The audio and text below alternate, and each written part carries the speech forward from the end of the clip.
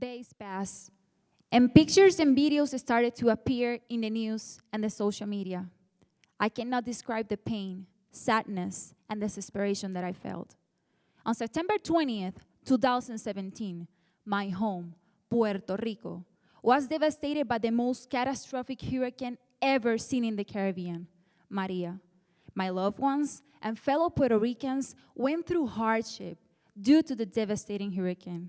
Most of the infrastructure of the island ended up being wiped out by the wind and flooding. But before the hurricane, we were used to enjoy the beauty of the most breathtaking rainforest and go to the beach every day. The island is so beautiful that even mosquitoes think of it as a paradise. Aedes aegypti is a mosquito capable of transmitting several diseases, including dengue, a painful and bone-breaker fever that will keep you in bed for days. No matter how many times you get infected, the pain gets worse every time. Sadly, some cases can be deadly. It was discovered that some septic tanks in Puerto Rico were producing up to 18,000 Aedes aegypti mosquitoes per day. With more than half of the population using septic tanks, how many mosquitoes are breeding daily? The possibility of a higher number of mosquitoes breeding and reproducing in septic tanks painted a troublesome picture for Puerto Ricans after the hurricane. The urgency of my research was made imperative.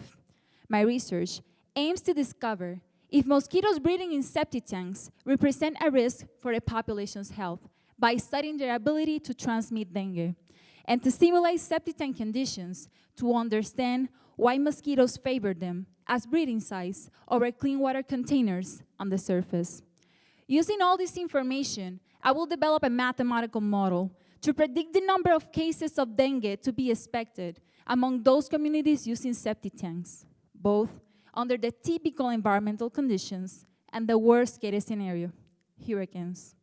This is important because for decades, Puerto Rico has been using all their resources to fight dengue, and given the current situation, they need alternatives. This model will guide public health officials to efficiently put in place interventions and to reduce the burden of dengue transmission one septic tank at a time. Thank you for your attention.